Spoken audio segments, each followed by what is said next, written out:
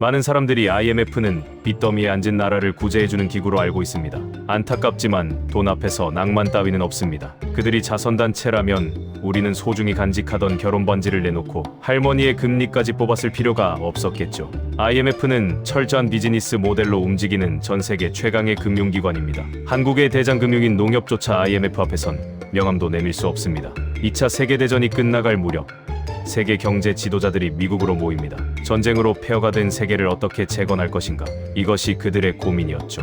이때 탄생한 게 IMF입니다. 목표는 명확했습니다. 세계 경제의 안정성을 지키자. 나라마다 환율이 미친 듯이 오르락내리락하면 무역도 안 되고 경제가 망가지니까 우리가 중간에서 조율해주자. 여기까지만 들으면 되게 착해 보이지만 여기서부터가 중요합니다. IMF는 주식회사 같은 구조로 운영됩니다. 전 세계 190개 회원국이 주주인 셈이죠.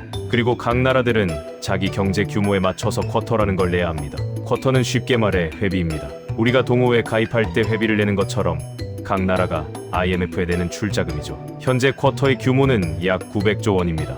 여기서 중요한 것은 돈을 많이 낸 나라가 더 큰 목소리를 낸다는 겁니다. 미국이 약 17%의 지분을 가지고 있어서 사실상 거부권을 행사할 수 있습니다. 중요한 결정은 85% 이상의 찬성이 필요한데 미국 혼자 17%니까 미국이 반대하면 아무것도 못하는 거죠. 이것이 의미하는 것은 IMF는 겉으로는 국제기구지만 실제로는 강대국, 특히 미국의 영향력이 막강한 조직이라는 겁니다. 당신이 친구한테 급하게 100만 원을 빌려줬습니다. 친구가 1년 뒤에 갚겠다고 하는데 그냥 100만 원만 받으면 내색은 안 해도 이자를 생각하게 되죠.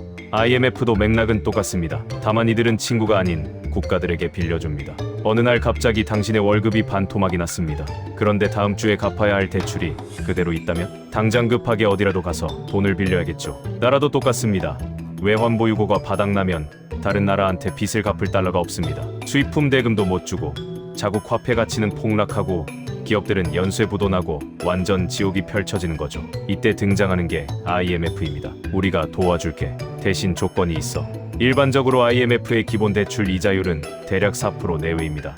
여기에 마진 2%를 더하면 나라들은 대략 5에서 6%의 이자를 내야 합니다. 언뜻 보면 은행 대출보다 싸다고 좋아할 수 있지만 여기에 함정이 있습니다.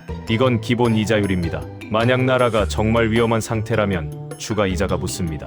대출 금액이 쿼터의 180%를 넘어가면 추가로 2%가 붙고 3년 이상 장기 대출이면 또 추가 요금이 붙죠. 개인이 은행에서 1억을 빌리는 것과 나라가 IMF한테 100억 달러를 빌리는 것은 스케일이 다릅니다. 1997년 한국이 IMF한테 빌린 돈이 195억 달러인데 여기에 5% 이자만 붙여도 연간 약 10억 달러, 우리 돈으로 1조 3천억 원의 이자를 내야 했던 겁니다. 그때 우리나라 외환보유고에는 39억 달러밖에 없었습니다. 근데 갚아야 할 외채는 1,700억 달러. 완전히 빚더미에 깔린 거죠. 세상에 공짜는 없듯이 조건은 가혹했습니다. 금리를 30%까지 올리고 모든 기업이 구조조정을 단행했고 공기업을 민영화했습니다. 여기에 외국인 세력들이 한국 기업의 주식을 더 살 수 있게 제도를 바꿨죠. 한국은 놀랍게도 2001년 예정보다 3년이나 앞당겨서 IMF 빚을 다 갚았습니다. 그리고 그 대가로 IMF는 5조 원을 벌어갔죠. 아프리카의 어느 가난한 나라가 돈을 빌렸다고 칩시다. IMF는 공기업을 민영화해라 라고 요구합니다. 그 나라의 수도 회사가 민영화되면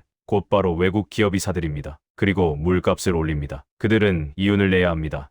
결국 가난한 사람들은 물도 제대로 못 마시게 됩니다. 실제로 이런 일이 남미와 아프리카 곳곳에서 벌어졌습니다. 여기서 끝이 아닙니다. IMF의 진짜 수익 구조는 이것보다 훨씬 더 정교합니다. IMF는 회원국들한테 빌려주고 받은 이자와 쿼터 일부를 가지고 투자를 합니다. 이들은 세계 최강의 기관답게 아마추어 같은 투자는 하지 않습니다. 미국과 일본 같은 초우량 채권에 투자하죠. 이들의 투자 포트폴리오에서 나온 수익은 연간 약 18억 달러입니다. 쟁쟁한 나라들한테 회비를 걷고 그 돈으로 안전하게 투자해서 수익을 내고 동시에 위기를 맞이한 국가에게 높은 이자로 빌려주고, 이것이 바로 IMF의 이중 수익 구조입니다. IMF는 세계 최고의 환치기입니다. 무려 190개 나라의 통화를 보유하고 있는데 그 통화들의 가치가 매일매일 변동합니다. IMF가 한국 원화를 보유하고 있는데 원화 가치가 오르면 IMF는 앉은 자리에서 어마어마한 수익을 벌게 되죠. 물론 이건 주 수익원은 아니지만 무시할 수 없는 규모입니다. 한국은 기적처럼 IMF를 이겨냈지만 당시 금리가 30%까지 폭등하면서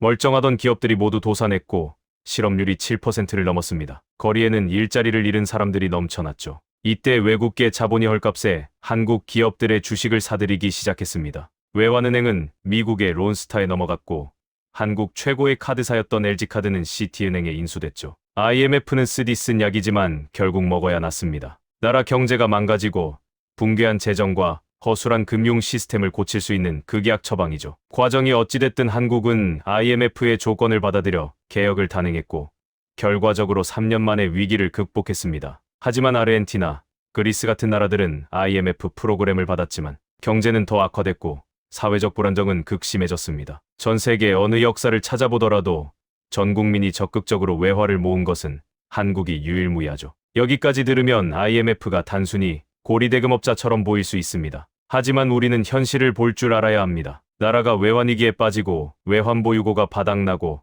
다음 달 갚아야 할 빚이 산더미입니다. 이 상황에 어디 가서 돈을 빌릴 수 있을까요? 무리한 투자로 파산 상태인 당신의 친구가 10억을 빌려달라고 합니다. 10억이면 당장 파산을 면할 수 있다면서요. 확실한 것은 저는 숨도 안 쉬고 연락처를 차단할 겁니다. 솔직히 이 상황에서 도와줄 수 있는 사람이 몇이나 될까요? 다른 나라 정부도 마찬가지입니다. 양자 협상으로 빌릴 수는 있지만 불난집에 생수 몇 통 던져봤자 달라지는 건 없습니다. 이쯤 되면 나라가 채무불이행을 선언하게 되는데 그럼 그 나라는 국제금융시장에서 완전히 퇴출당합니다. 1997년 당시 한국은 정말 국가부도 직전이었습니다. IMF에 자금이 없었다면 공무원들에게 월급도 주지 못했을 겁니다. 집이 불타고 있는 상황에 소방차가 온 거죠. 물론 소방차가 통장을 가져갔지만 그래도 집이 완전히 타버리는 건 막았습니다. 한국 경제는 IMF 이전에도 문제가 많았습니다. 고통스러웠지만 덕분에 한국 경제는 더 튼튼해졌다는 평가도 있죠. 그래서 IMF는 사랑받지는 못하지만 필요악으로서 도움을 주는 것도 사실입니다. 결국은 경제가 됐던 스포츠가 됐던 결과가 중요한 법이죠.